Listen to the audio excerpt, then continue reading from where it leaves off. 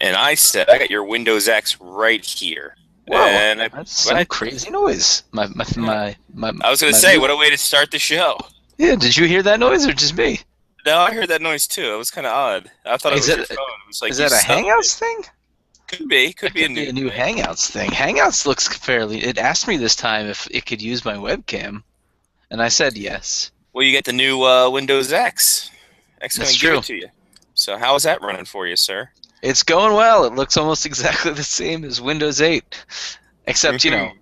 from the desktop standpoint, there is no now all those little like touchscreen buttons from Windows 8 aren't there anymore. Not that I had a touchscreen anyway, but I mean it looks good so far. So good. It seems fast. I don't know. It looks the sexy. Do you It enjoy looks it? the same. I can't Uh, really tell. There's a special assistant on here though called Cortana though. wow. I wish How's she doing? anything I can do for you, Pitts. She asks. Let me see. What time is it in London? Oh, come on! You can't answer me. That's bullshit. Before she actually answered me. Like, let me see. How are you this evening? Oh, you guys aren't going to be able to hear that. It Mm, came through my ears instead of through the speakers. But she said words fail me. wow. Whatever. Ladies and gentlemen, we're in a new generation of things. The robots are taking over finally. It's a So good thing. hug your loved ones because this could be the last time you see them. It's probably true. I mean, Yeah. it's really just Siri for your computer. I don't see what good it is. Well, you're right. It's like Siri, and now, well, Microsoft Siri. So, Like, like, am I that lazy that I just can't Google what I'm looking for? Now I have to you talk to sure my are. computer. You sure are. I've known you for a bit. Fair enough. I am lazy. How you been, buddy? We haven't seen you in a couple weeks. Last Good. It's week, been. Yeah. we were off because of birthday palooza. Not only Mm-hmm. your lovely fiance, but also Johnny P. Yes. And then the week before that, you were in crappy Internetville. Yeah, I was down in Norfolk, and yep, no internet down there. So they don't even have it yet. It's kind of Wow. crazy. That's, you think for a naval base that'd be a thing, but alas, Yeah. here we are. No. Hmm. Um, they rely on satellites and shortwave radios and all that I mumbo only wish. jumbo. One of the overplayed Dave Matthews song in the world. Yes. Yes. But anyway, life is good. Things are good. I got a haircut today. I Wow. don't know if you Did can you get a real tell that. job? I mean, you guys haven't seen me in a while, but I got a haircut. I'm growing a beard. You know, it's life is cyclical like that. Question: as a gentleman who is of a almost, I would say, coming of follically challenged, as you and I both are. Yes. I am what we're called desperately hanging on to hair. Yeah. So you're a better person than I. My question to you is, with the recedingness and things going later, do you feel more inclined to grow a beard and have things work its way down? Like distract people from the fact that Maybe I not don't so have much hair up top. distract. Maybe to throw people off the scent. I Yeah. guess would be something. Is that something where you're just like, you know what? Yeah, I need to grow a beard because that's where all the hair is going to end up anyway. So why not do it? Um, I don't know. I think the beard for me is the aforementioned laziness, because I don't like shaving. So every now and then I will grow a beard just because I don't feel like shaving. That's Shits pretty and much it. gigs. It's not a for the look thing. It's not a it's not a statement. It's just I It's didn't nothing conscious haven't of picked you're up my doing. razor in a while. That's pretty much it. Yeah, you're not consciously doing it. So Yeah, all I mean, right. or I mean, until Brittany says I need to shave my beard. It's like, oh, your Fair hair's enough. getting long. You should probably shave your beard. Yeah, you're right. It's been a while. That's sort of how it happens for me. And then you start singing "It's Been a While" by Stained, and it's a great time. Yeah. Um, yeah, no, I found that if I'm going to go ahead and shave the whole bloody thing off, even if I'm going to buzz cut it, because I know it's never coming back. Um, yeah, I figured, hey, maybe I need to grow a beard or some kind of more facial hair down the sideburns into the goatee. Do you have a head that you could shave? Do you have a good shaped head? Do you know I that yet? don't think I Have you do. tried? The last time I tried, I was 10. So, and even then, it looked pretty bad. No, you should just give it a shot. What's the worst that could happen? It's true. Some of the well, the worst that could happen is the hair that I lose doesn't grow back. But hey, I'm losing it anyway, so they set it free if it comes That's not back. how it works. If you shave it What? off, it doesn't just disappear forever. I don't know. You haven't seen my scalp in a while. It's getting to that point where hey, you know what? If it disappears for a little bit longer, I'm like Tyson Kidd back in the day, where he had little up in the front. I don't remember what Tyson Kidd looked like back in the day. Well, let's find. Let's see if we can find some TJ when he was known as TJ Wilson. Back in the day. He had a little up front. Here it is. Let's see if we can go ahead. Come on, view image, you French bastard website. What are you doing? Bastard website. Is that an official name? No, but it should be. No, server can't be found. They surrendered. All right, great. No, maybe it's the same hosting that Lyle had all that time. Could be. Here we go. Scotty screen share brought to you by no one in particular. Here you go. See the little No one in particular for all your nothing needs. Let's see it. See, look at that. There he is. Oh, that's all he had? I thought you were saying that he lost his hair. He had that's the only hair he had was that little thing up front there, huh? Yeah. He voluntarily kept that. So that's the weird part about the whole thing. Well, that's just gross. Yeah. So I don't believe I have the head a la our good friend Jeopardy to go ahead and shave my head. So therein lies the whole dilemma of to shave or not to shave. That is the question.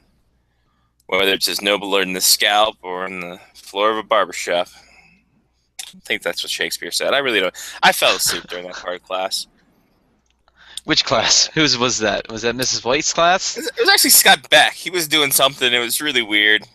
It was Western Civ, and he's just doing this garbage. I'm like, listen, Mormon. What the hell was he? Mormon. Yeah, he was. I know he was. He was from Pennsylvania, the Puritan. He was a Puritan. What is he? Puritan, Quaker, it's all the same thing. Quaker, yeah. I mean, it is kind of all the same, right? Pretty much the same thing until you get the Irish, or Amish, or the Irish. Irish aren't Quakers. Amish aren't Quakers. 2 for 1 deal.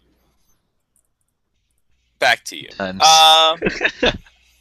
Yeah, no, so that's good. So, it seemed like the birthday festivities were a success. Yes, birthday festivities were fun. We got the birthday taken care of. It's out of the way now, as is mine. All of the birthdays for this year are done. Now the next big thing. Very sad for some people, but it's actually very exciting for me. Next big thing now is taking that big plunge, and away you go. Off the cliff. Stan still wants to talk. Metaphorical. I'm getting text messages from Stan saying, "Listen, where's that Wap Dago to take my advice?" I'm like, well, I don't know. I keep passing along your number, and I guess it gets lost. Who's to say? I'll have my people call his people. Exactly. The problem is he doesn't know he has people. That's probably why he's not getting any messages. He has people, and they're intercepting it from him. It's true. Whatever. My people do that to me all the time. There you go. I don't have people. I just ignore people. That's really the long and the short of it. I'm not going to mince words. I just ignore a lot of people. So be it. If I ignore you, there's a reason. I don't like you. Most of the time, they deserve it. Exactly. So screw you and everything you stand for. There it is. Anything else that's been going on in the past couple weeks that we haven't spoke with you? Not really. Nothing crazy. Nothing even, sort of crazy. Nothing even above average mindset for, the crazy scale. Nothing. All right. How was that? Was that good? I think that's concise enough. I don't think much is going on in your life then. You know what they did change, and this is huge. The recycle bin is now a rectangle. What? It's not circular anymore. It's rectangular. It's crazy. Didn't know it was circular in the first place. My computer icon, this PC is what it's called now, now has a flat screen monitor as opposed to a CRT monitor. So they're moving the icons with the times. It only took them about 7 years after I got my first flat screen monitor to realize that no one has CRT monitors anymore. So the computer on this PC that you can double click to get to your files now looks like your computer finally because it has a flat screen.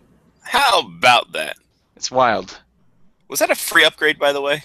It was free. Awesome. I'll do that Good after for the show. Microsoft. About fucking time. Jesus. Like, honestly, Microsoft, you've been nipping at our buds for years. I don't know what even that means. It's not even the right metaphor, but here we are. But you've been nipping and nipping and nipping, and, you know, whatever. Good on you, I guess. I guess Bill Gates is like, you know what? Jobs is dead. The hell with it. We have no Let's just give all this away. Yeah, let's give it away. This is my This is my goodwill. I tried to say philanthropy. There it is. Say it like it's an F. Fuck you. There you go. How's that? It is. Fuck you, Jobs, is what it's saying. Dancing on his grave with a Acer computer. Weird. Chromebook. I love my Chromebook, dude. I'm not even gonna lie. I love my Chromebook so much. It's so great. Wish it was more than 2 gigs though. That's the problem. No, that's a shame. It starts lagging a lot. It's like no, it's like an old laptop that I get on this. Put more in, right? No. Solid state drive, brother. I don't think we can go in there. I think it's only a 2 gig hard drive. I think you were saying 2 gigs of RAM. It's 2 gigs of RAM and then 16 of hard. But with no fans or anything like that, I don't think you can go ahead and put more in without screwing the computer. I don't know. I haven't looked into it either. It's lazy. It's the laziness. That's the equivalent of you not shaving. Okay. Me not looking into tech. I understand. Or anything else, to be quite honest with you. I just assume and then move on because I'm just like, well, if I get this, and I'm just going to spend money on it even more. Money that I don't have. So, alas, here we are. Here's an update. My laptop still does not have the upgrade. Still does not have the upgrade. How long the upgrade take? That was my update. How long is it going to take? I don't know.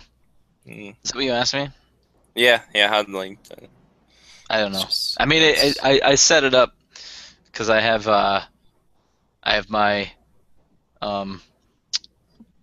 thingamajigger.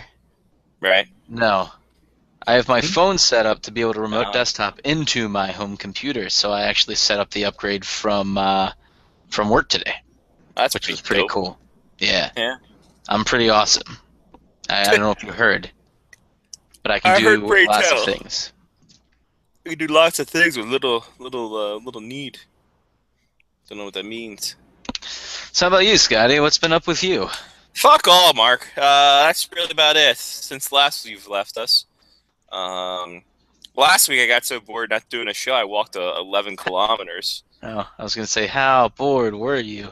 There we go. Sorry, I jumped the gun. That's all right. I decided, you know what? I'm really bored. It's 5:30. Should be doing a show right. Actually, no. Yeah, it was 5:30. It's the old time we did a show because we're doing 1.5-hour summer shows. So I'm just like, you know what? Let's go for a walk. Strapped on my shoes, got my iPod, my headphones, and boom, out the door I went with my cell phone to track my my pedometry. I don't know what that means. Is that the thing where you walk along and it just tracks the steps? Yep. You walk 500 miles and then you walk 500 more and then it counts. And hopefully it's 1,000. Right, and then I show up at your door. It'd be really weird. Yeah. But yeah, no, that was pretty much my own adventure. Looking for dentistry. That's another thing. So the dentist is a fun thing because there's no fixed schedule or there's no fixed pricing here in Alberta. So dentists can basically charge whatever they want. So I had to go ahead and resubmit my form through work for dental insurance because I'm just like, well, they're probably going to screw me left, right, and center. because I hate the dentist and haven't been in a long, long while. So I'm sure it's going to cost quite the comeuppance when I finally do go. Yeah. I don't know. I don't know what the going rate for dentists are these days because I have a free cleaning every year. Well, 2 actually free cleanings every year. So I don't know like what the out-of-pocket cost might be. I get $2,000 a year for insurance, so we'll see how far that takes me. It's like, all right, doc, I need you to fix my teeth, but also I need it done at a cut rate. What can you do for me? If I have to go, here's my insurance plan. If I have to do this out in the van with a guy named Sharpetti, we might have to do this. If he takes insurance, then I'm fine. But let's lead me in the right direction there, boss. It's just not Fast Eddie. That'd be really weird. That's why you have Sharp Eddie. He has the implements just stab you in the gums. Stabby, stabby, stabby. That's all they really do anyway. That's true. And then drill. Yeah, well, you don't want to be drilled by the doctor. That'd be weird. No, unless you got your you didn't sign a prenup. Then you want to be drilled by the doctor all day, every day, and then hope for the best. Yeah. And then it turns into the Seinfeld episode where you wake up and after getting your teeth done and your shirt's all unbuttoned and all askew, and you see those silhouettes dressing, and then next thing you know, Walter White's there drilling your teeth before he gets into meth. And before he has 2 kids. That's true. Or did they have 3 kids? They had 4 kids by the end they of had it. 4 kids? Get out of here. By the end of it, because they had the 3 kids, and then the 4th one came like the last 2 seasons, like cousin, whatever the cousin's name was on the Brady Bunch. Yeah. So, yeah.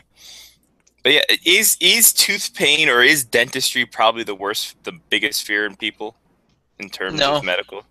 As Seinfeld once said, public speaking is the biggest fear among people, and then followed by death, which means that people would rather be in the casket than giving the eulogy. True. Top 5 biggest fears. What do you think for you? For me, I thought we were going to play that Google feud again. It'd be great if it'd be great. Top 5 greatest fears on the board. For me personally, I don't know. Those spider crickets are pretty scary. Yeah, I will. You know the ones, the clear little clear crickets that used to jump at you when we were kids. Did you ever have any of those? Oh yeah, dude. We had those in the Bernie all day, every day. So those things are up there on my list. Absolutely, I like that one. I don't know. If I were out in the wilderness, I don't know. I don't know if anything would like particularly really scare. Like I haven't come across any tarantulas to know that I'm scared of tarantulas, for instance. But I've seen enough fantasy movies to know that giant spiders would scare the crap out of me if they were real. I'm with you on that. I feel like they'd just be like, Meow! And then and making that noise too because they're giant, and you can actually hear what they say as they drop down on you on spider feet. Yeah, that's awful. They're not okay. They're not any here right now. I just checked. Thank God, because you hate with talking about spiders, and then they look. Oh my God, there's one right behind me. You. Yeah. So that's 2. You got any more for us? No, that's it. I don't really fear anything. Yeah, you are fearless. Dentistry. So that scares the shit out of me. You see, dentists never really scared me. Well, it's I had soft teeth as a kid, and I always got cavities, regardless of how much I brushed. So it's just like every time they're there and you're just scraping, you're feeling sensitive, and then they have to drill the goddamn cavity. You kind of just get just pissed off at it. And yeah, there's many times where I had a dental assistant cleaning with the hook, and they missed, and they poked my gum, and it just stung like a sumbitch. So that helps the fear. I would go Black Widows too. Just in, or any kind of spider, because any kind of insect. Bugs freak me out, man. I don't understand why. I don't get it. But we'll go with that. Where did they come from? What did they evolve from? what like we had our recycling bin today had like our compost bin that the city comes picks up. There's just like flies everywhere. I'm just like, where the hell are you coming from? I'm not going to touch you and bring you back to the house because you could be infested with something. So there's that. What else?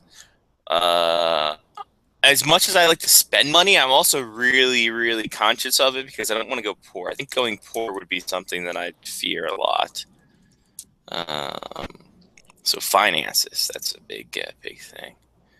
Up to 3. God, as an anxiety real kid, you'd think they'd be a lot more up there.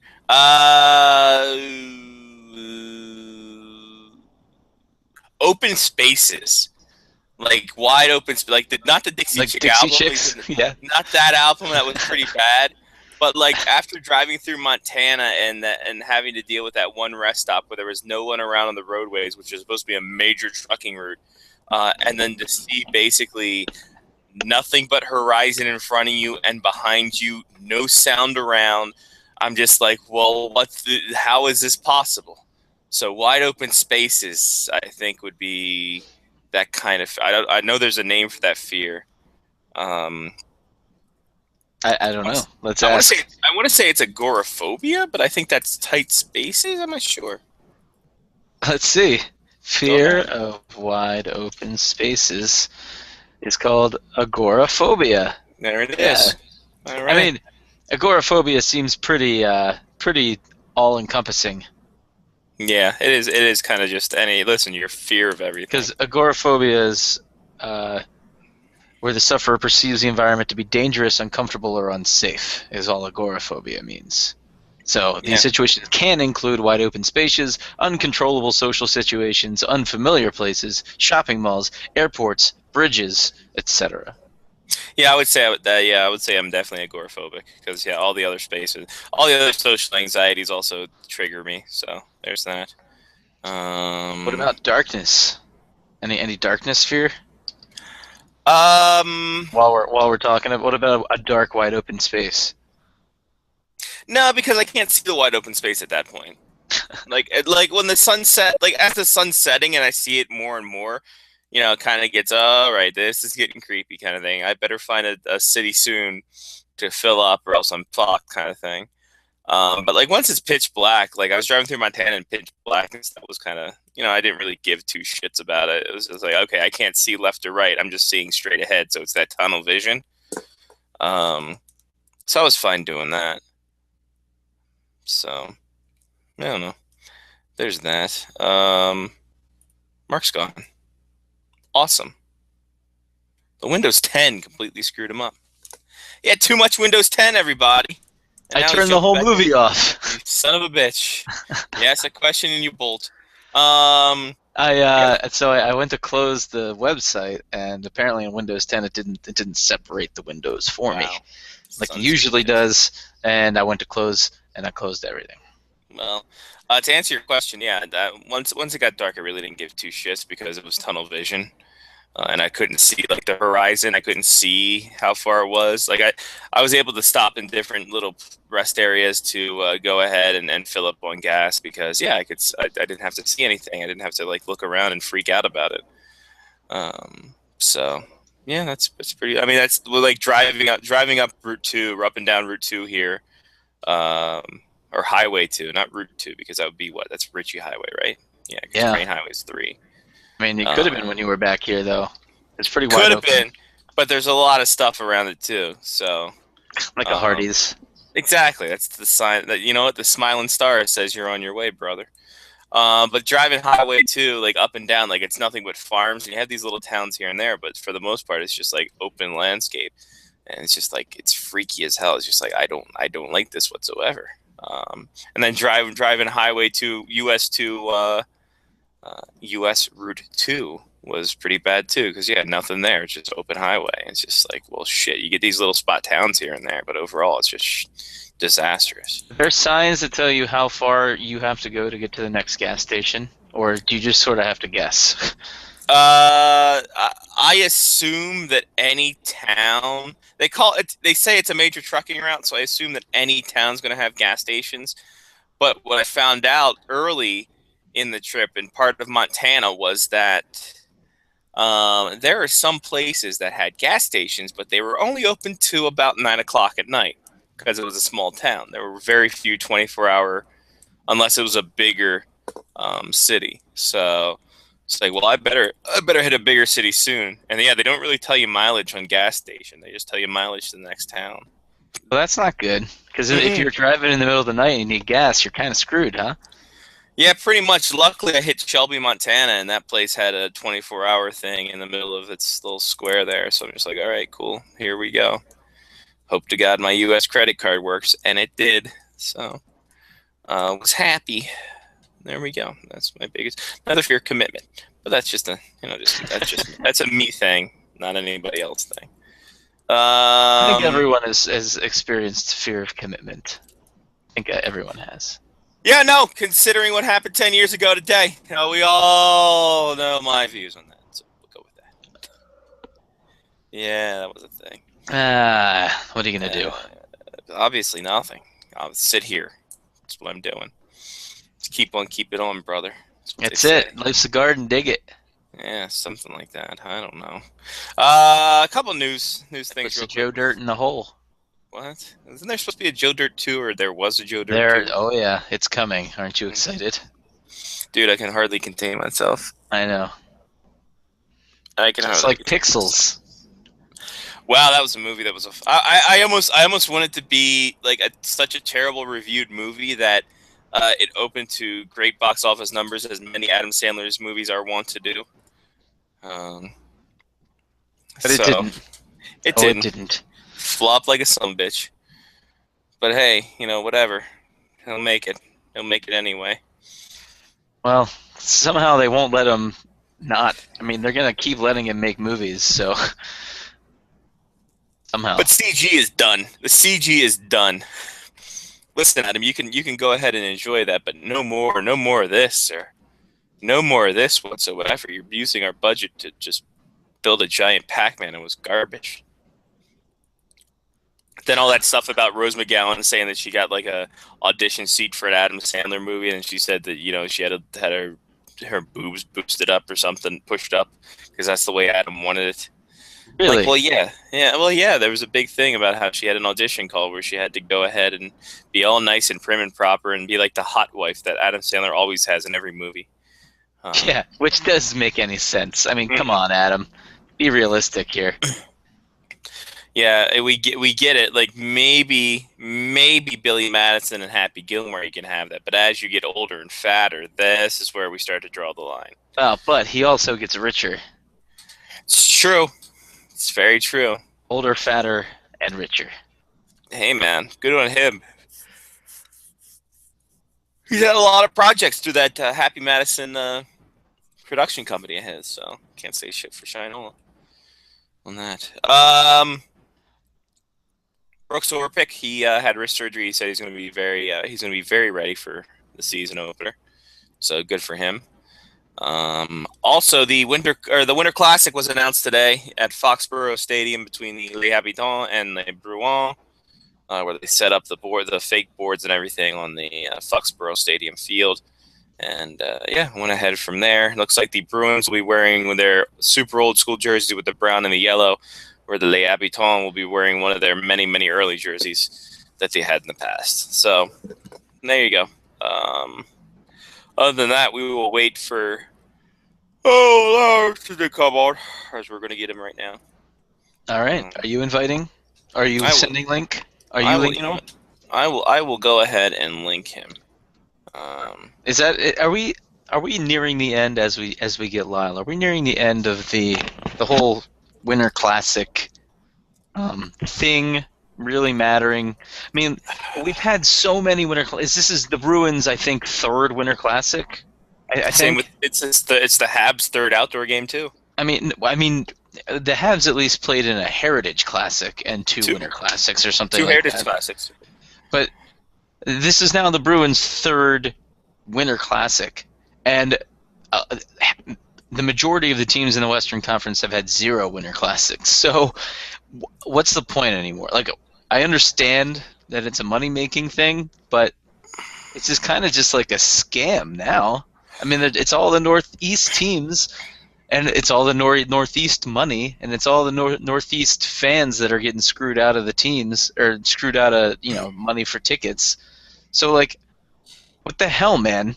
At least bring some of the Western Conference teams over to play.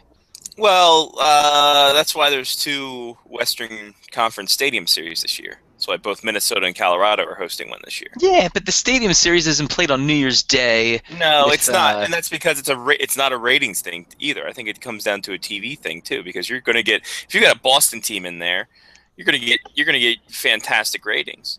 I mean, the only reason the Penguins weren't playing the Capitals last year in the Winter Classic is because of overkill. Because the Penguins have had a lot of outdoor games. Not to say the Blackhawks haven't, because that was like their 3rd outdoor game in as many years or some shit like that. But yeah, I mean, it's an odd situation, but you have to go with ratings when it's your premier game of the year until the playoffs, and then you go from that. So it's a money thing as a ratings thing. Doesn't make sense, you're right, absolutely. But, I mean, the Avalanche aren't going to get the same rating, or the Wild aren't going to get the same rating or the same notoriety or the same push that the Bruins are going to get, or the Habs or the Blackhawks, the Red Wings, the Flyers, the same 8 to 10 teams we always see. It's not as if, other teams are going to exchange or going to change and stuff like that, right? So that's the only thing I can think of. Yeah, I mean, I get it. It's a ratings draw, but it doesn't make it look for all the teams that are like, what if people from California want to watch their team on New Year's Day? Can't do it. No, but I think the people in California have different things to do on New Year's Day. That's the Rose Bowl kind of day, right? So, like, they have their own traditions, and who the hell's going to get up that early? Like, in all honesty, I mean, if they're gonna have a Winter Classic, it's gonna be LA v somebody. I think they've exhausted all those outdoor games. Remember the one last year with the big numbers on the shoulders? Those were absurd numbers. They were. You're right. But hey, who's to say? I mean, it can be done. Obviously, Jim. Who's the guy who Dan Kelly? Jim Kelly, the quarterback of the Bills. He knows how to build an ice plant. So there you go. He does? Since when? He picked up some things since retirement. Since retirement, and since he finally finished out all those cancer treatments, he's good to go. Shout out Jim Kelly. Lyle Richardson joined us. Hi, Lyle. How are you, sir? Howdy. How's things? Doing well. We're just talking about the Winter Classic. The Bruins being in another Winter Classic. Because it can't be in enough Winter Classics. Well, I mean, Mark brings up a valid point about Stadium Series obviously not being the Winter Classic, but, why is the NHL so hell-bent on focusing on these said teams? And I said, well, marketing perspective, I think, helps, too. The fact that the Bruins do get a big share of the TV rating and do bring a lot of people on board with stuff like that. I mean, is there anything I'm missing in that? Is it just because of a marketing standpoint that people are, like, the Avalanche Stadium Series game isn't a Winter Classic game? It is absolutely a marketing issue, and it also ties in well with the Canadian market as well, because first of all, you got Boston, okay, which, of course, strong market.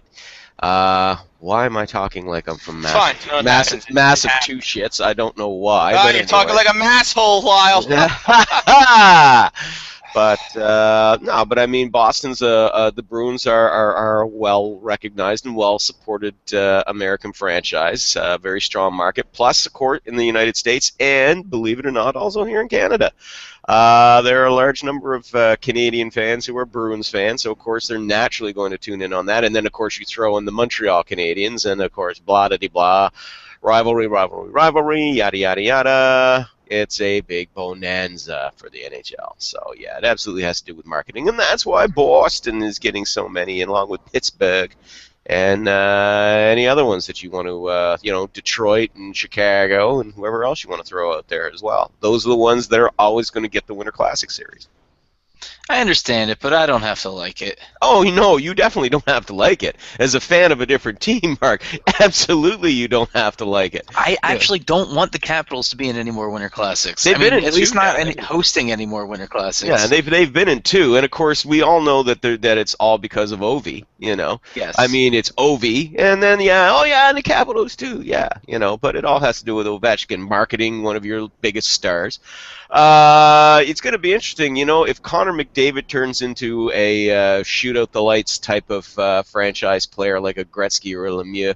How long until the Edmonton Oilers get their own stadium series with maybe Chicago or a Heritage Classic moment? No. Oh. Completely beyond Heritage Classic. We're talking, Winter Classic, New Year's Day showcase.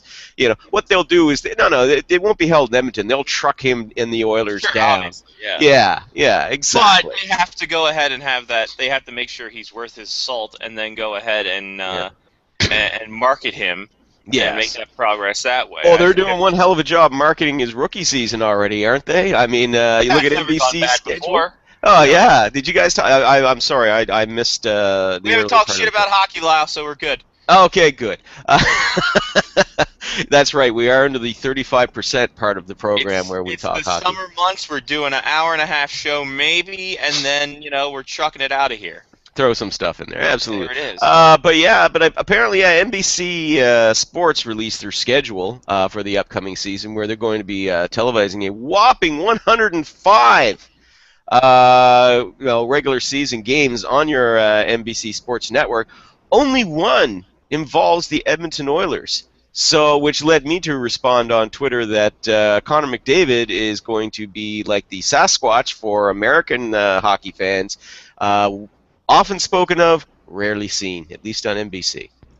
Are we shocked by that, though? Oh, absolutely not. Of course not. Well, I mean, all the focus is on Sydney, Ovi, Blackhawks, and so on and so forth. I can understand that the NBC is not going to focus on any of the Canadian market teams because obviously it wouldn't. But when you're talking a player who supposedly is going to be is spoken of in reverence as the next one.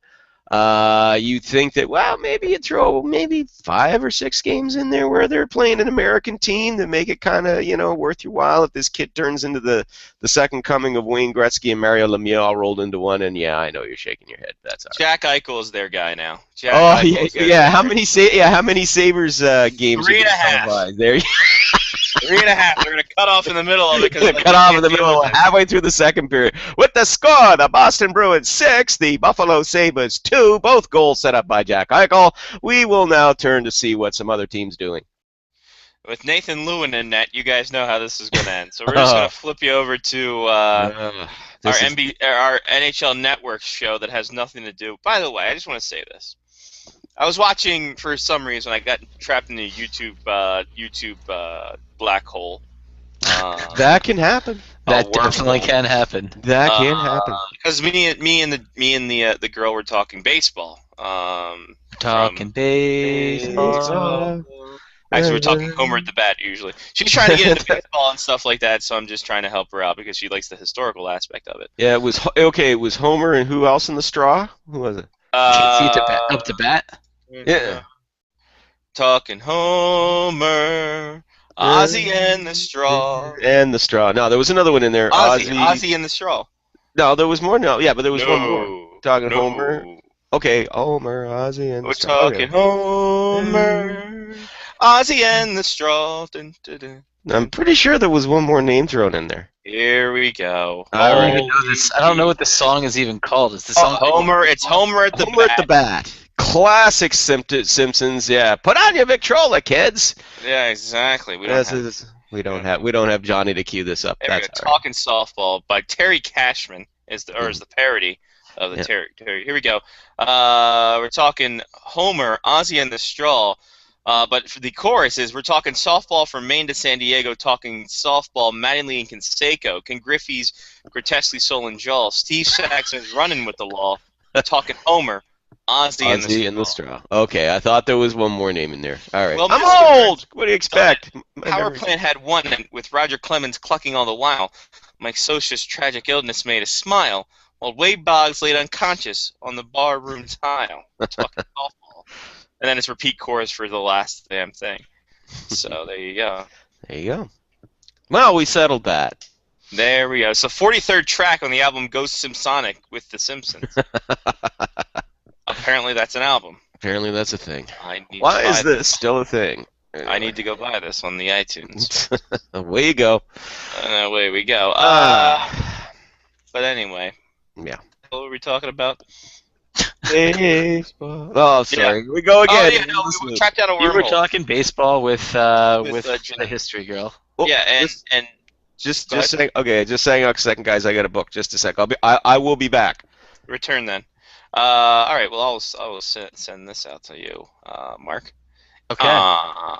So yeah, we're talking there and then talking about the Major League Baseball and the crap like that. So, doing all the fun stuff that there is to do, and I tracked down like a MLB Network wormhole, and they're doing stuff from their studio, the Studio 42, which is like a to scale ballpark in a studio. I'm just like, well, this is amazing. They got the dugouts, the base pass, the everything. Like they're like, yeah, we can do anything we want in here and adjust things for realistic demos. I'm just like, why does the NHL Network not have something like this in their thing? Oh, that's right. They're only holed up in a goddamn place above the NHL store. Yeah. So. I mean, they could make like a little crease area, right? They could probably like a little blue line area. Yeah. But alas, the NHL Network has a studio space that's no longer there because TSN is dropping the NHL Network. Because they lost the rights to it, so they're like, screw it. So there's that. And then, yeah, now the NHL Network in the U.S. has a small space in the Versus, and then they have a small space above the NHL store in New York City. So I'm looking at myself. I'm like, all right, the MLB Network studios look fantastic. It's in Secaucus, New Jersey. They look tremendous. And yeah, it's something where I'm just like, well, what the hell? Why doesn't the NHL Network have something like this? It'd behoove them to do something like that. I don't know. I like the MLB Network. Even though I don't get it because I'm too cheap to pay for it, and I don't like baseball that much. It comes as part of the packages, but see, I mean, I guess Canadian, TV packages don't really care too much about the Blue Jays most of the time. Because I mean, they're actually pretty good this year. They are, but the problem is that that's part of our the Rogers cable network, Rogers Sportsnet. They show all 162 because they own the fucking team. And the thing is that that's a basic channel for us, so we don't have to get the package. It's already on our basic channel. You pay $25 a month and you get the Rogers Sportsnet there.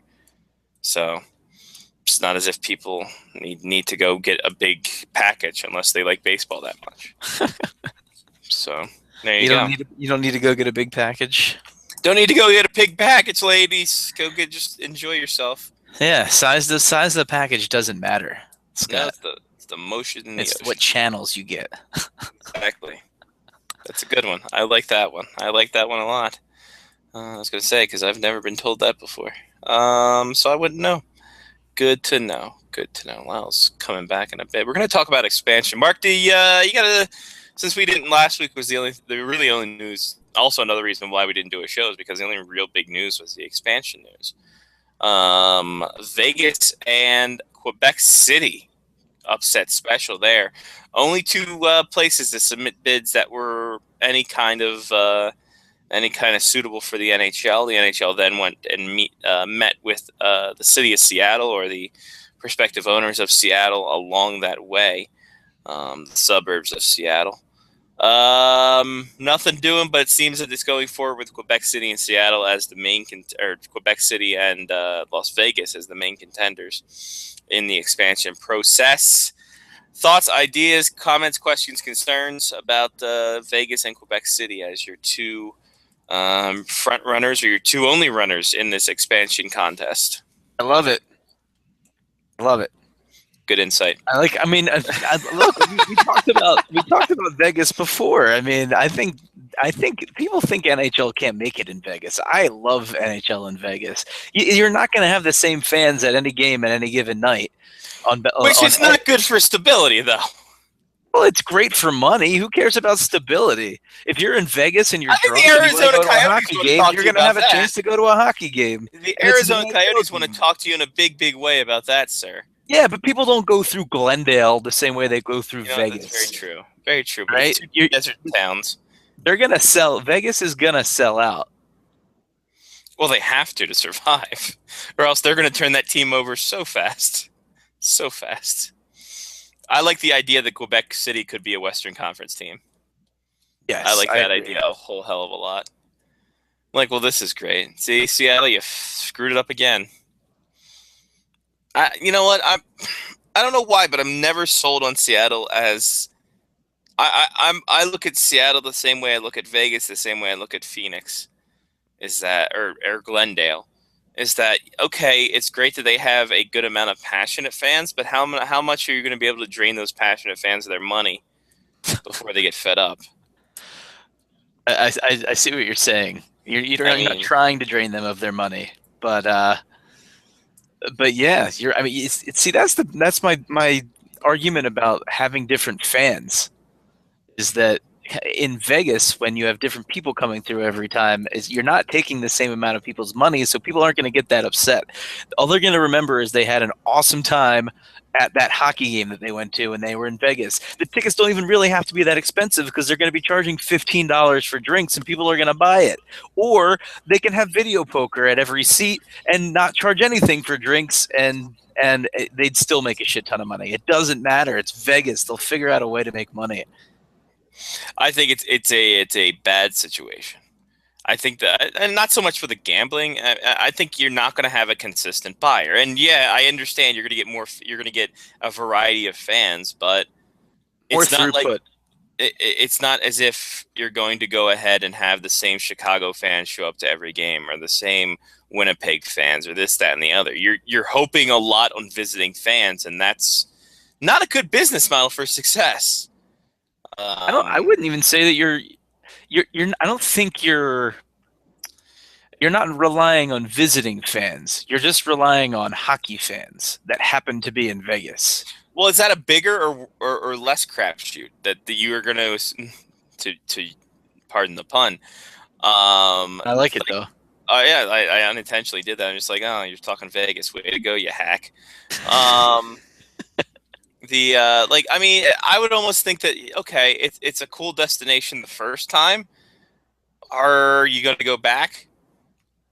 Like, if you experienced it once, are you going to go back? It depends. How often do you go to Vegas?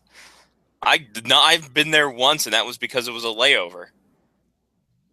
I'm not going out of my way. I wasn't going out of my way to go to Wrangler games. I mean, I knew there was a team there, but I wasn't going out of my way to go see them. I'm not going out of my way to go to Vegas in general. So it's not as if like hockey will lure me there if they have an event. And even then, it's kind of be like, I can get a cheap flight. So that's the only good thing about it. But yeah, I mean, I don't know. We're differing. We see this different ways. I think Vegas will be completely fine. I don't think Vegas is going to have any problem making money. Oh, in general, they'll find a way to make money because they'll find a way to milk you out of every cent. But I don't think you're going to have many returning customers. I think that first year is going to be a success just for the fact that it's going to be a win, or the first couple of years, because it's the Winnipeg Jets model where they had to show that they had season ticket support for the first X amount of years. I was wondering if you were going to compare that to. Well, I think they had. Well, that was a thing they had to do with their bid, anyways. That they had to show that they had to get X amount of season tickets assigned before they could go ahead and move forward. We're talking expansion bids. We're talking our differing views on how Vegas could be or can't be successful. Ah, I see. Oh, by the way, listen, sorry that I had to book out. My wife was calling me on FaceTime, so I just want to take a few minutes to make sure she was safe and sound. She's on vacation, and so am I. We're taking separate vacations. So. Hey, you're having a staycation. Look at you. Oh, yeah. Oh, absolutely. Listen, I may be on vacation, but I got time to talk with the boys. Hey, come on. Right. What are you drinking tonight, Lau? There it is. I just finished it actually. It's an apricot beer from Quebec, and it is fucking fantastic. It really is. I saw it. I was like, apricot. Oh, what the hell? Try anything once. I was like, slay. Dogfish Head here in the States makes an apricot beer as well. It's Do very they? good. Yes. Yeah, it is. It's surprising. You wouldn't think, oh, apricot. I mean, but yeah, it works. It's very good. Very nice. But anyway, back to topic at hand. Expansion. What were you talking about? How? Just our differing opinions about how we feel Vegas. I don't think it's going to be. Mark thinks it's going to be successful because Mark, give your reasons. I'm not going to. So I don't see Vegas having any problem making money off of hockey. Vegas has for years been able to make money on anything. Yes. Anything. So if it takes if whoever this ownership group or person, I don't know who bought the team or what bought the team, but whatever they're going to do is they're going to make sure that they put butts in those seats because they'll figure out a way to sell tickets to these games. And I mean, it's not like that Vegas has never had a history of a hockey market there at all. I mean, they have in the minor league circuit, over the decades. But they're also now really, as far as professional sports goes, major sports. The NHL has that market to themselves. Mm-hmm. And I mean, yes, there is concern about sort of like the transitory nature of the population there, and all these different things. But I gotta agree with Mark though. I mean, Vegas can make money off of anything. Come on, man, they've been making money off of dead Elvis for 4 decades. Okay, if you can make money off of Graceland, so let's not. If you can make money off, come on, Elvis is so 70 years ago. I mean, come on, okay? And Graceland's still making money in Tennessee, so let's not say exactly. But the point is, that's an old, fading population. I mean, come on, Elvis's fans crested, and they, that fan base is starting to I don't know, I can't think of an Elvis song where people died. They're all going into the ghetto, I guess. I don't know. But regardless.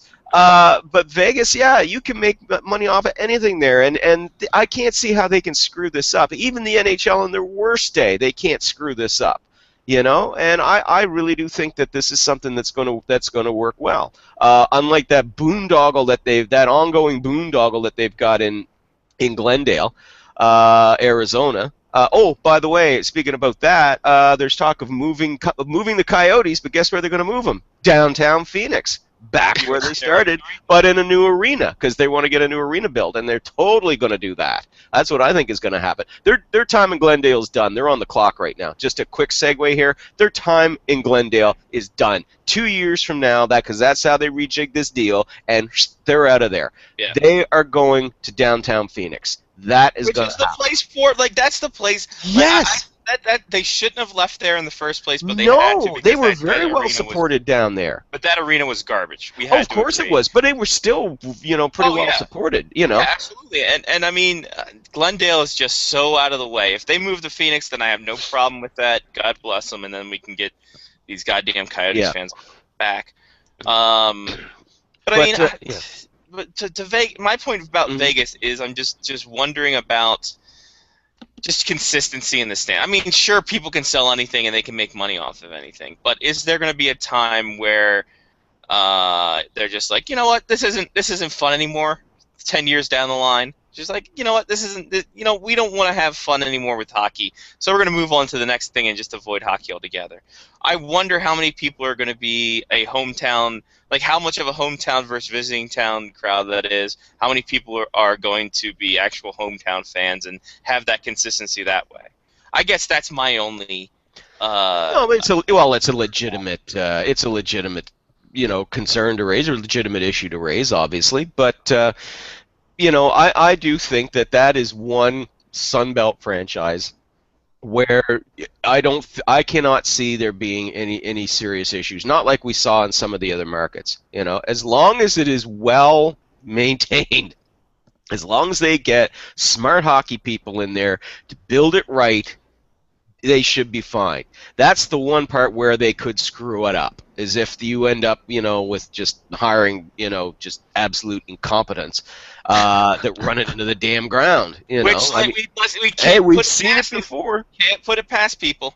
No, we've seen it before in other franchises. I mean, this is the thing. Florida's been run. The Panthers have been badly run for so long. We forget they were actually run well in their early years. We actually forget that. It's been that long ago. And who was at the helm of that? I believe that was Talent? Bill Torrey, wasn't it? It was Bill Torrey who's still there. Wayne Huizenga was still part of it. Well, he was the owner, but Yeah, at least he was. Bobby Clark was there. Doug But it was, Doug but largely Torrey built that. Yeah. And he's still there, still hanging out. but he doesn't take part in the. He's figurehead only. I think he's like, oh god, this is terrible. But I will give it up to Dale Talon though. I think they've got a team right now that's going to compete. I do think they've got a playoff team now. I mean, they built those young kids. They've got. And with Bobby Lou and net, a guy who wants to be there, which is fantastic, But I mean, God, Aaron Ekblad alone, geez, there's a guy you can build on. But I mean, hell, with all the other young guys that get in there, Yager's the mentor, Barkov and Huberdeau and all those guys. Oh hell yeah, But it's gonna be a fun time for them. Yep. But I do think that if they do it right, they bring in the smart management. Yeah, Vegas can succeed. The only thing I'm finding funny right now is people are kind of losing their shit that if Quebec City comes in, that the league might move them into the Western Conference. It's just whoa. Let's everybody just calm down for a moment, okay? First of all, Quebec City doesn't have a franchise yet, right? If they do get one, nobody's saying they're the one that's going to be doing the boot, scoot, and boogie out west, okay? And even if they did, Quebec City fans won't give a shit. They just won't give a shit. They will be so happy that there is NHL hockey back in that city. Do you think Winnipeg Jets fans gave a damn that the Jets were playing in the Eastern Conference in those first couple of days? They couldn't have. They didn't care. They could still be playing in the Eastern Conference. And Jets fans would, there'd be a little bit of well, it'd be better if they were in the Western Conference, but we still have an NHL team. Ah! They'd be thrilled. And the same thing goes for Quebec City. So everybody just calm down. I mean, I realize it's summer and there's not a lot to talk about, and Gary Bettman muses out loud of, well, perhaps we might have to consider, Gary should never talk out loud. Don't think out loud, Gary. You're not good at it. That's what out loud. That's what gets Gary into trouble, is he thinks out loud. Inside voice should not be talking outside, Gary. It gets you into trouble every time. Nope, he needs to talk more out loud. We have to have a 24/7. That's what the NHL Network should do. He needs the way that like Key and Peele have Obama with an anger translator. I think Bettman just needs just a translator. Just plain and simple, somebody who's schooled in Bettmanese who can sit down when he says, well, we might have to consider moving maybe Quebec City into the Western Conference, and the translator can just say, he's just talking shit. He's just talking out loud right now. Don't take it seriously. You're going to get a team Quebec City, just be happy. Exactly. And they will be. And if they're playing, most of their games are going to be against, Edmonton or whatever, they won't care. Because they'll be thrilled to have an NHL team. And they've seen top-end talent there. Yeah, they'll be thrilled to have an NHL team. Oh, hey, yeah, like it's so bad that you're going to see Chicago a lot. Ooh, yeah, that'll really suck. Yeah, pretty much. It's terrible. Oh, that's terrible. The Kings and the Ducks all the time. So oh yeah. Oh geez. Oh God. You're killing me. The worst. Oh, well, here's the problem. The only concern is that if this Canadian dollar doesn't get above like 6 pesos, I'm concerned about travel costs would be my only big thing. Oh man, I'll tell you. As an aside, I'm loving how rolling in the dough, aren't you? Not rolling in the dough, but it's making it easier to pay my bills. I'll tell you that now. You have enough to afford apricot beer. Ooh, yes, the $4.75 tall can of beer. Ooh. Hey man, the Quebec City import. I look at beer prices for like a goddamn 24 case, and it's absurd. And I'm like, what the hell is this garbage? A 24 case for $40? This could be the what? That's what you get for living in the richest province in the country. Yeah, no, it's sure. Yeah, that's why there's no jobs anymore, and everyone's moving back home. Jesus Christ, this place. Well, it's only rich because of the oil money. And even then, that's drying up. in a big way. Well, yeah, that's because the price of oil is now going down from down to the price of butter. So there you go. Yeah, well, it's going down with the Canadian dollar. Oh, hey, and I'm It ba-da-ba-ba-ba. is. Gotta love it. Every time I sit there and I watch the news and I see it now the commodities and prices da da da da da, and then I see the price for the value for the Canadian dollar, and I just sit there like Montgomery Burns going, "Keep dropping, my pet. Yes, excellent." Yeah. Lyle's like a raver at an EDM concert, just waiting for the drop. And I had to sit down for, you know how many years I had to deal with the Canadian dollar being on par? You know how much that sucked ass? Yeah, exactly. So I am ba-da-ba-ba-ba right now. We're going to get sued because you kept us twice. I don't give a shit. Yeah, exactly. Lyle's had a couple of beers and doesn't give a shit. Let's go. Next! Summer of Lyle. We're not overly surprised Seattle and surrounding areas did make a bid, right? Yeah, but they're not out of it. They are not. The NHL really wants to put a franchise there. They want to expand their footprint into the Pacific Northwest. So Seattle right now, yeah, the whole arena thing hasn't been sorted out yet, and until it is, then they just can't put in a competitive bid right now. But that being said, I think within the next 12 to 18 months, I think that's going to be sorted out. And once it is, all of a sudden, Seattle all of a sudden is going to be in the market for an expansion or a relocated franchise. I know Mr. Bettman says that, these things are fine, Coyotes aren't moving, and maybe they're not. Maybe they will move to downtown Phoenix.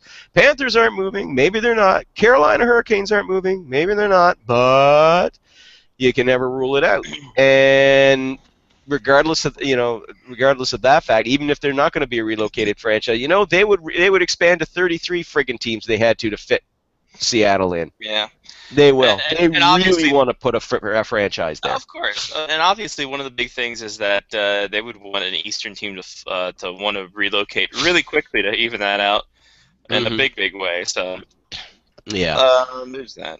I will just say, though, there was some people were surprised that Portland never made a pitch.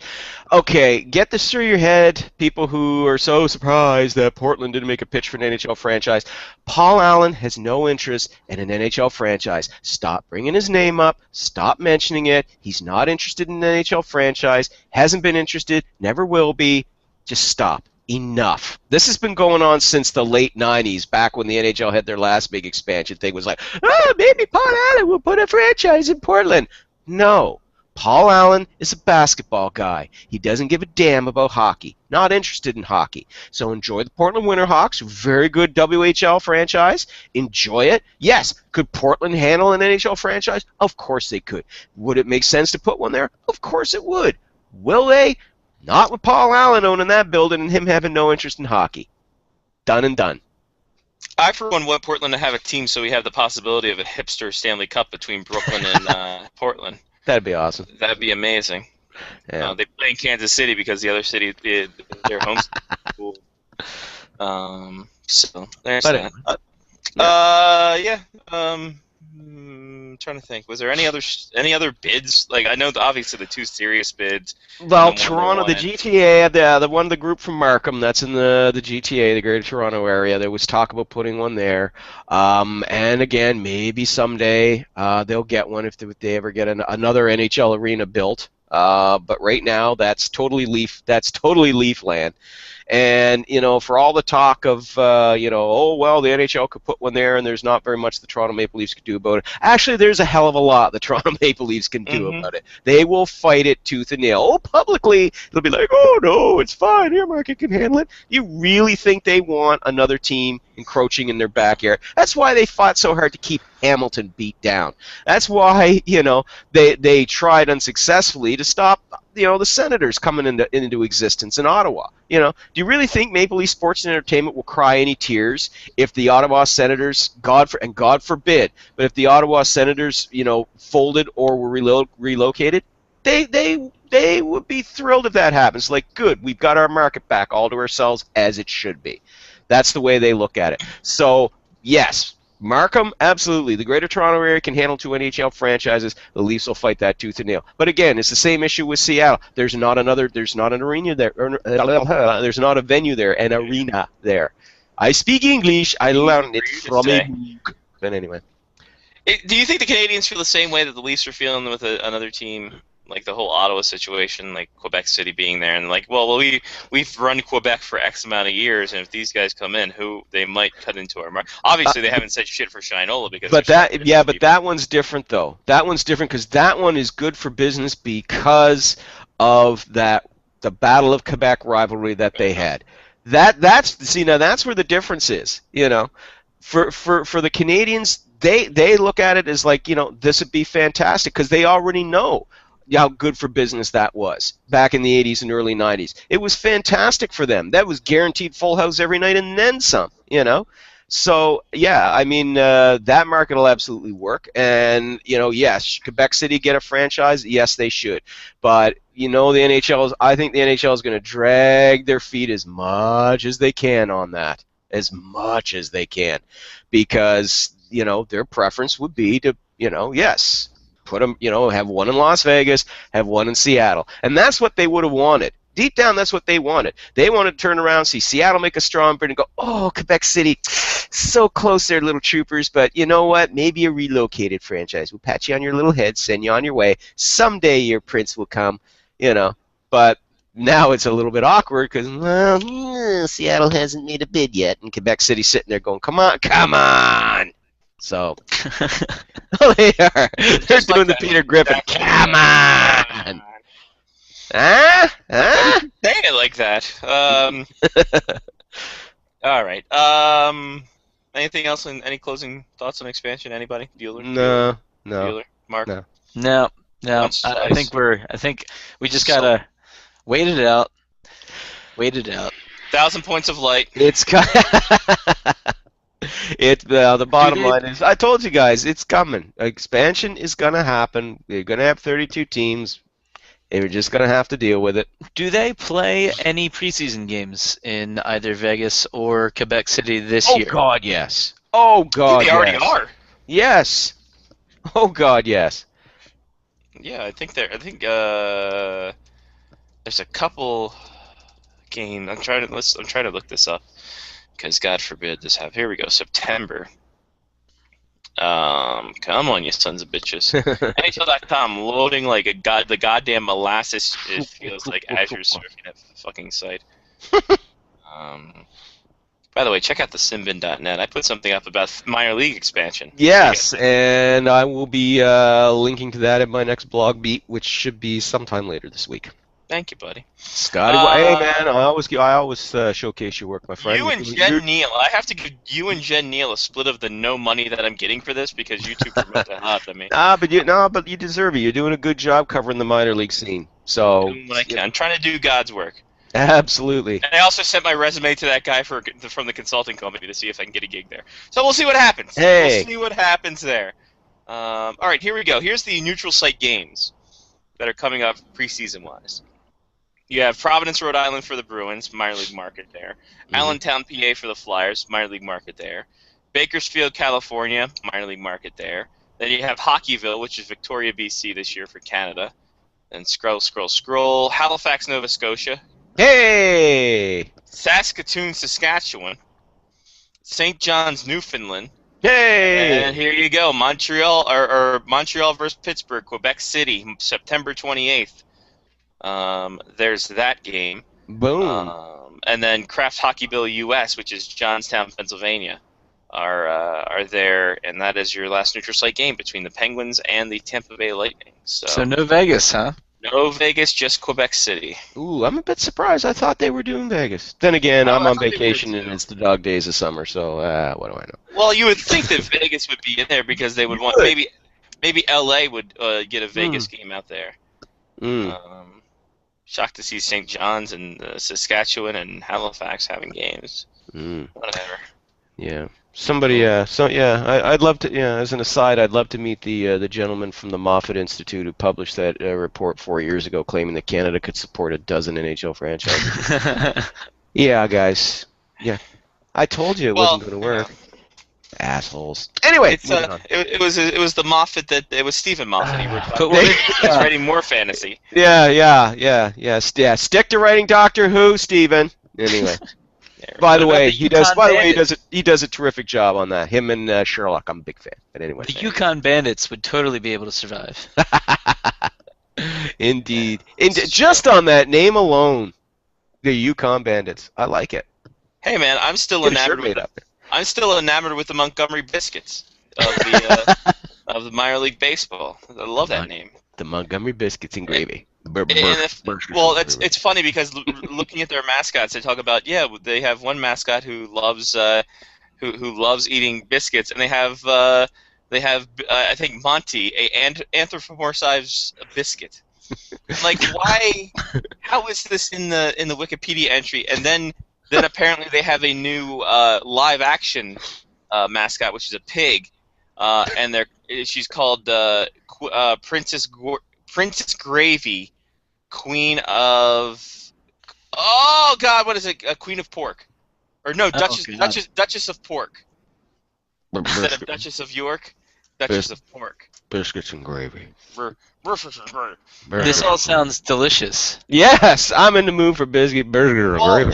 The funny thing is their hat and their logo is a country biscuit. Well, we've seen this before, right? Have we all seen the Montgomery biscuit? Throw it up, man. Throw it up on the screen. I'm throwing it. For those of you listening on the podcast, don't worry, it's not going to be up for a bit now. Yeah, but for those who do, Go look up Montgomery biscuits. Go look up Montgomery biscuits. You will not be disappointed. Here is their hat. Here is their alternate hat.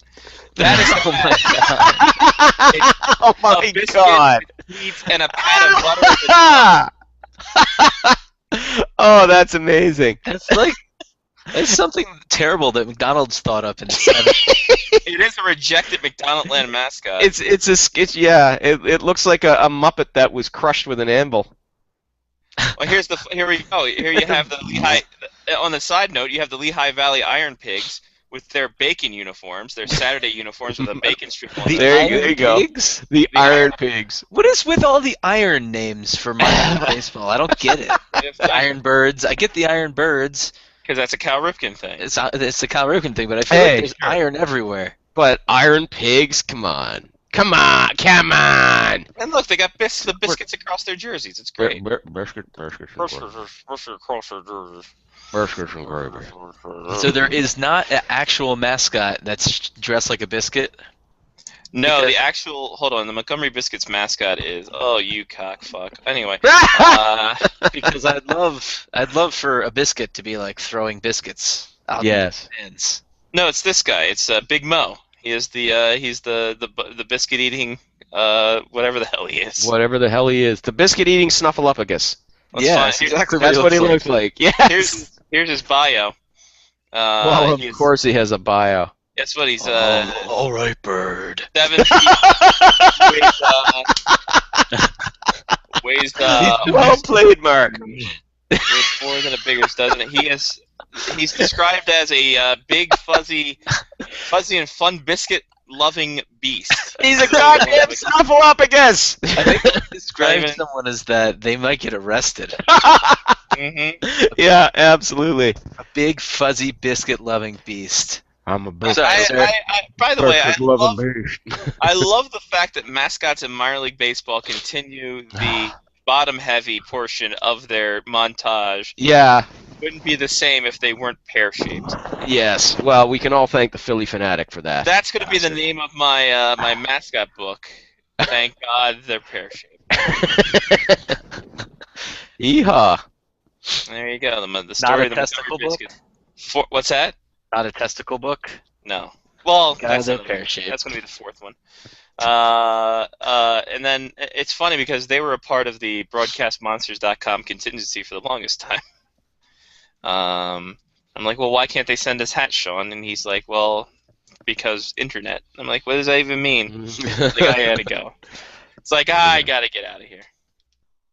But I'm looking now. Apparently, the broadcast network you got your Southern Maryland Blue Crabs, although that was June 3rd. God only knows what the hell they've been doing. Now, what are you doing, Sean? Update the website. I know you got baseball and stuff to do. Come on, buddy. Come on, buddy. Come on, anyway. buddy. Get some biscuits. Get some biscuits, man. The only teams they have now are the Florence Freedom and the Southern Maryland Blue Crabs. So Never name your team after crabs. People of mine will always go you want to to the talk wrong about place. you want to talk about iron things? I was looking it up yesterday. There's like 17 crab names, or at least 3. The Southern Maryland Blue Crabs, the Lakewood Blue Claws, and then the Charlotte, which isn't North Carolina, the Charlotte Stone Crabs. The stone crabs. The Port Charlotte, Florida, but they decided, you know what? People will like us more if we're named Charlotte, so we just Charlotte Stone Crabs. Confused the hell out of everybody. Well, Stone Temple Pilots and Stone Roses were taken, so. So was Velvet Revolver. So Anyway. Caps news. Let's get to a little Caps news, if you don't mind, Lyle. Let's do it, man. Braden Holtby signs 5-year deal, around $6.5 million per. 6.1 per. 6.1? Oh, well, Yep. That's even better than I thought. It is. And then the other news that should excite Mark a lot: Mojo and the Caps far, far away from. Yes. They're like this right now. It's growing further. I don't know, Mark. I don't want to burst your balloon, buddy. Don't want to get your hopes up too much. I mean, there've been Derek Stepan and the Rangers were 2.05 mil apart, and people were chewing their nails, and then resign, yeah, no problem. Wow, I mean, Holtby and the Caps were $4.1 million apart or whatever. Oh, I know, exactly. Well, Holtby and the Caps, first of all, I mean, they got him for less than I thought he was going to get. I was thinking at least $6.5 mil for sure. Maybe nudging up closer, bumping up toward that $7 mil annual ceiling. So, well done. I think. I mean, and look, I mean, especially after the stats he put up last season, there was no question he was going to get paid, and he was going to get paid big, and it was going to be over $6 mil. But well done getting him for 6.1, which is the average salary. Of course, he's going to make more than that when the actual numbers are crunched. He will, an actual salary, he'll be making more than that. But still, good job on that part. And as far as Mojo goes, that one will be interesting. But I hate to, like I said, don't want to hurt you there, Mark. But I got a feeling though that one will be settled. That one will get settled. Yeah. You know what, Lyle? Let me take this. Mark, get your Go hopes ahead. up. It's not going to happen. He's out of there, Mark. They're kicking his ass to the curb. Pray for Mojo because he's going to need a job somewhere else. You know why? You know why? They re-signed Chris Bourque for the 427th time. Get out of here! You're still hanging around? Yeah, dude, he got signed with the Bears. So Oh he's going to my! the Bears this year. Oh my! Good for Sucks to Chris be in the Bourque. shadow of famous father, doesn't it? Anyway. Well, talk to his brother Ryan, who hasn't had this problem. He stayed in the Rangers organization the entire career. Yeah. Quick question. Thoughts on Eric Fair joining the enemy and signing with the Penguins? Mark, you want to go first? He's dead to me. It's got a pox on your He's gonna house. make a buck. Yeah. He's never been very good with anyone except for the Caps anyway. He sucked when he was in Winnipeg, so I think he's going to blow it for He was the injured when he was with Winnipeg. That was a 1-year deal, and he was injured most of that season. So I'm going to discount that year in Winnipeg. Yeah. Didn't he I thought he got traded. He got traded halfway through the year before as well, I believe. No. Oh. Don't think so. Check it out. Lyle? Let's go quickly into the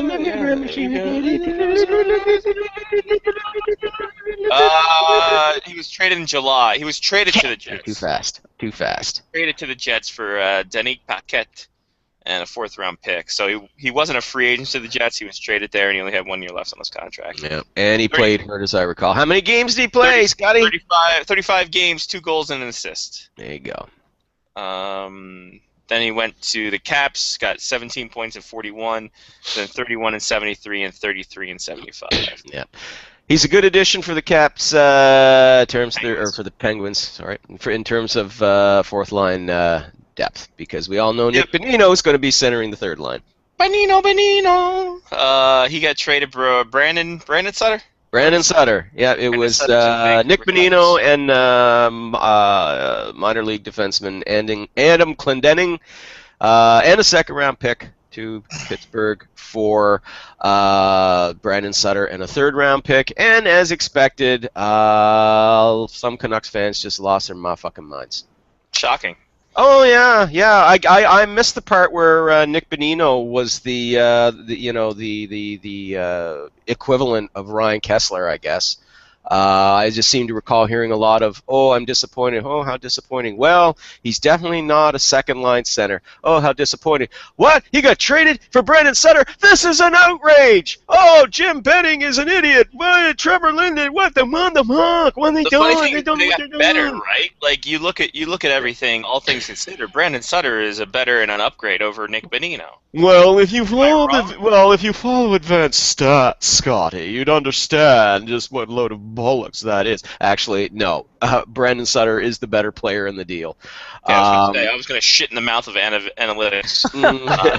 Look, as I said before, analytics is great for I'm a proponent of it for ranking team stats. Individual stats, I am less keen on. People are, oh no, the analytics were better than Nick Bonino's were better than Brandon Sutter, and you go, what? But Sutter had more hits and he won more faceoffs and he scored more goals. Doesn't matter. Analytics. And so, okay, fine, whatever. It's on a T-shirt, right? Yeah, that's on a T-shirt. Leave Anna alone. She didn't do anything to anybody. But, I mean, honest to God, I mean, Canucks fans have got to, and it's not all of them, but the really, really vocal ones is like, guys, calm down. Jesus. I equate Canucks fans almost to Caps fans and how much they hold up their folk hero players. Well, when did Nick Bonino become a goddamn folk hero? Jesus. Wow, he's a common man. He's Vancouver, always right. it. That's right. He was the Canuck Dream. Nick Bonino, the Canuck Dream. Listen there, baby. I don't have the body of a Canuck of the day, baby. my course is just a little too weak. My fenwick's just a little too wide. But what I am, I have heart. Canucks organization, baby. It was Kirk McLean and it was me and Kirk McLean the dead. Guess what? That's Nick? right. Kirk We are the McLean's folk still heroes. alive. Yeah, we are the folk heroes. It's like, guys, look, Brandon Sutter is the better player in the deal. And I mean, before you go jumping off a cliff here, I mean, this is the thing that gets me. A year ago, they loved the moves that Jim Benning was making. They absolutely loved it. Right? Oh God, you signed Ryan Miller. Wow. Gee, okay, yeah, that's good. Oh, geez. Oh God, redeem Verbata for 2 years. Oh, yeah. Oh, trade. Oh, you get Nick Bonino in a trade for Ryan Kessler. And yes, they make the playoffs and everything's fantastic. And then he commits the cardinal sin, I guess, of trading the popular backup Eddie Locke, and that's it. He's a total incompetent who's destroying the team, and now they hate every move he makes, and he's just horrible, worst GM ever, and blah, blah, blah. Yes. And it's like, guys, he's stings. And the thing is he sits down and they're getting all upset because they're saying, oh, they're not, they need to blow this team up, blah, blah, blah. It's like, listen, when the reason what they're doing is a transitional rebuild. And the reason why they're doing a transitional rebuild is because they know if the team sucks on toast, if the fans know going in that listen, the team's not making the playoffs this year. We're not going to be competitive because we're blowing it up and starting all over from scratch. The ticket sales are going into the toilet because that's what happened when they missed the playoffs season before last. In 13-14, they missed the playoffs.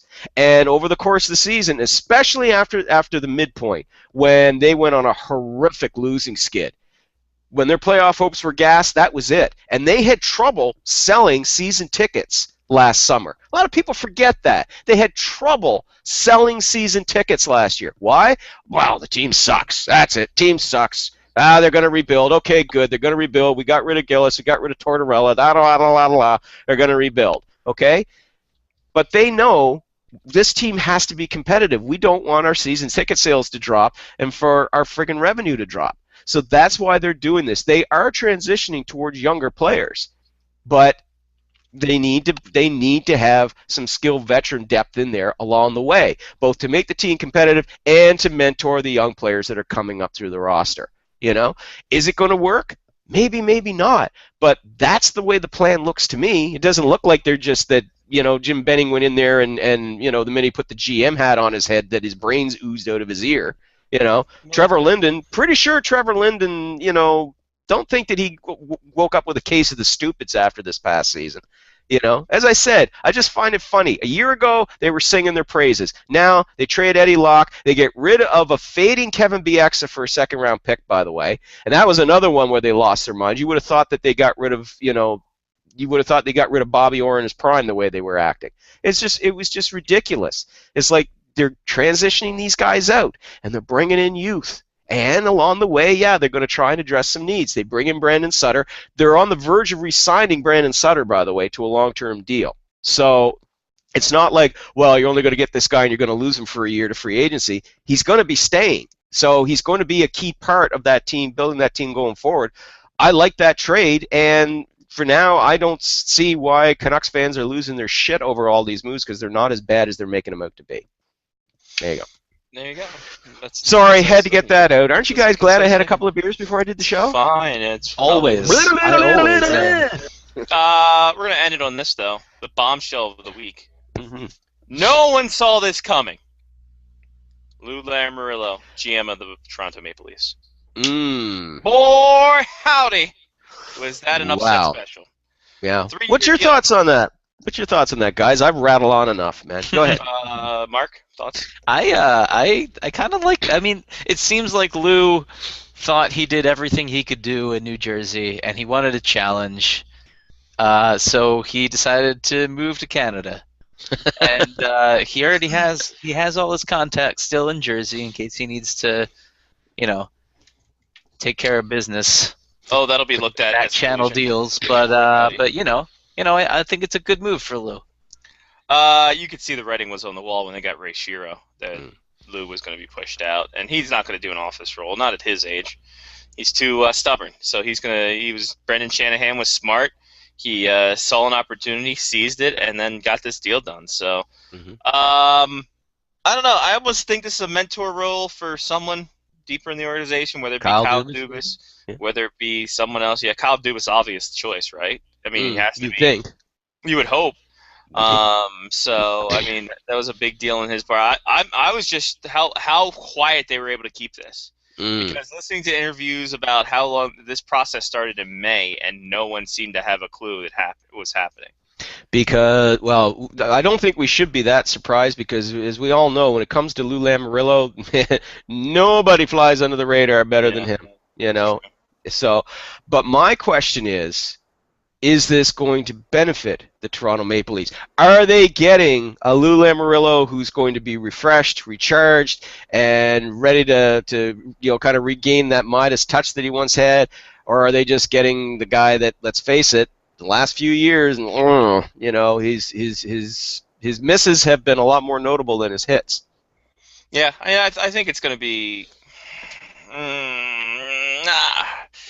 It's hard to say. I think he's going to be better just because he's going to have a better staff around him. He's going to have a lot more people advising him.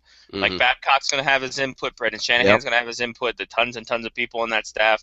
And overall, he's going to have a better team and a better ownership group to help him out. I think he also knows he's not going to be there for forever. No, he is 72. Yeah. It's 3 years, and then he'll ride off into the sunset for all intents and purposes. But I think the fact that he's going to have a brain trust around him is going to help him out immensely in terms of decisions that he would have made in New Jersey without any.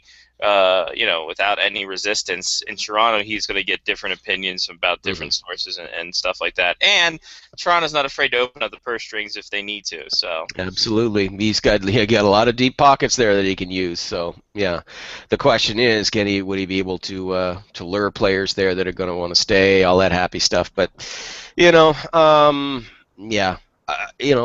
I said, I mean, it was a great move by Shanahan to pull that off, on just strictly in terms of bringing him in and the way that he did it. But it's like I said, is he going to be is the change going to do Lou good? or is it just going to be more of the same? But you do raise a good point though, Scotty, about how he's going to have a lot of. It's not going to be the same role that he had in New Jersey, where he was omnipotent. Where his rule was law and that was it. I mean, there is going to be a change in the culture in the Leafs room right off the bat. Let's be clear. Lou Stamp will be on that team, but yeah, he's not going to have all the yes men around him. Exactly, and and he's certainly not going to be able to do that with Mike Babcock. That's for sure. That will be two very strong personalities. So, and we all know that Babs is going to be there for much longer than Lou Lamb at the end of the day. So. Yeah, and they hired him first, so there you go. But he's got to tell you, Lamoriello's got, can he succeed where so many good hockey men before him failed?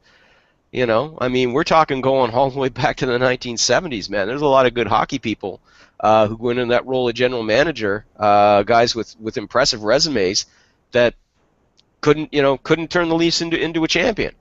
So, it's going to be interesting to see if it's if it takes the devil to do it, I guess. Because he worked for them. All right. Well, that was good. I like. Thank you, Mark. Thank you. And the way to end that on a slow note. Jesus Christ. You're just mad because I thought of it first. No, we had so much momentum. We were talking about Babcock. It ends on a pun, which, yeah, sure, I'm jealous about. But still, we could. You're right. Anyway. All right, well, I think that's it. Unless we have anything else, Lau. We're coming to the end. No, that's cool. That's pretty much summer doldrums. It is. Well, at least we've had some stuff to talk about anyway. I mean, it hasn't been totally blah. That week off helped us. That's for damn sure. That did, and like you said, I mean, we did have there was a trade, and coming this time of the year, which was a surprise, and the Lamoriello hiring, and some of the arbitration stuff, which is almost done. And now next month, next week, that one's gonna be fun. Jesus. Hey, next week also is the last show of our 47th season. Yay! So, 47 years on the air, kids. I remember when John Belushi hosted the show, and sorry, no, we're not Saturday Night Live. Sorry. Yeah, because on August 8th we'll be turning 14, and it'll be our 74th season. Hey, happy birthday! Yeah, good times, right? Absolutely, man. How the hell have we done this for 17 years? 14 years. Whatever. We just feels like like 17. We just like hanging out once a week and shooting the shit about hockey and other stuff. So that's it. There you go. So that's the reason. Okay. I don't wear this Hockey Night in Canada shirt for nothing, Well, you do it because we have regulations. Yeah, I've been meaning to talk to you about that too. Guns out, guns out does not apply here. So we have to go this route. All right, Lau. Enjoy the rest of your apricot beverages. I absolutely will. Thank you very much. And by the way, a happy birthday. Which one? To all of you. No, Johnny's not here, so. No, he's in a place with no internet, so. Yeah, but I just wanted to throw that out for the record. Happy birthday! But it's been belated. There we go. Yeah. My first belated birthday on the first belated birthday. No, yeah. Our first belated, no. Nope. Several. All right, Lau. Enjoy your rest of your evening. We'll talk to you next week, brother. Talk to you next week, guys. Have a good one. Bye, Lau. Lau Richardson, thehockeynews.com, SpectresHockey.net, PI Island Guardian, and Bleacher Report. There you go. Running the gambit is Mr. Richardson there. Mark, shout-outs, anything? Let's see. I don't think I have any shout-outs this week, or last week, or the week before. So shout-out to English Premier League, which is going to be not starting up this weekend, but we are drafting this weekend. So shout out to the English Premier League draft for this weekend. English Premier League will be starting next weekend. But that's all I got. Beautiful. I would like to give a shout out to Mr. Mike's Casual Steakhouse, which I'm going to go to here once I go shave and shower up and everything like that after the show. Don't know why. Having a little need a little thing. Thing happened a decade ago. Got to drink the thing away. And a thing and a thing and a thing. I like plus it. My girl Sammy's got her first bartending shift there, so I'm gonna go support her because she is a riot. Shout out to dentists. I understand you guys have a trade to do and you make a lot of money, but how about we go ahead and make a solid pay scale and not stab me in the gums with your implements? Send it to you. Can you come back to the States for dental work or no? I'd have to get insurance. I have to get U.S. insurance. So Obama loves to give out insurance though. But the health insurance. Does he like the dentist insurance? Who's to say? It's all the same here. I don't know. We'll agree to disagree on that. Because I don't know. You're right. We could. I don't know either. Do it. Okay, good. We'll figure this out next week on the show because Johnny will probably be back and we'll talk more about it. Shout out to pizza buns. Pizza buns are delicious. You guys should go buy some pizza buns. What is a pizza bun? It's like a bun, like a cinnamon bun, but instead of like cinnamon and icing on it, it's just got sauce and cheese. I see. It's literally a pizza bun. The name dictates what it is. It's tremendous. It's just like got one here because I bought some, and it's got like little. It's got the sauce, got the bread and the sauce and the cheese. It's delicious. It's greasy as hell too. So it's as greasy as the people who made the pizza. It's as greasy as the people who made the pizza. So there you go. Talking about Italian. I know that's messed up, man. I go out on a racist note, as always. For Mark with a C, I'm Scotty Waz. Take care of yourself and someone else has been Face Off Hockey Show on faceoffhockeyshow.com, which is also our Tumblr, which is also not our Facebook, because that's FOHS Radio, and our Twitter is FaceOffHCKY Show. So until next week, it'll be our last show of our 427th season. Woohoo! A hell of a time is going to be Shout out to us. Well, it doesn't feel a day over 460. Although I said 427, whatever. The point is this. Next week's our last show of our 1 year, and then we move on to the next year the week after. Huzzah. That's it. That's all. Take care, everybody. Peace.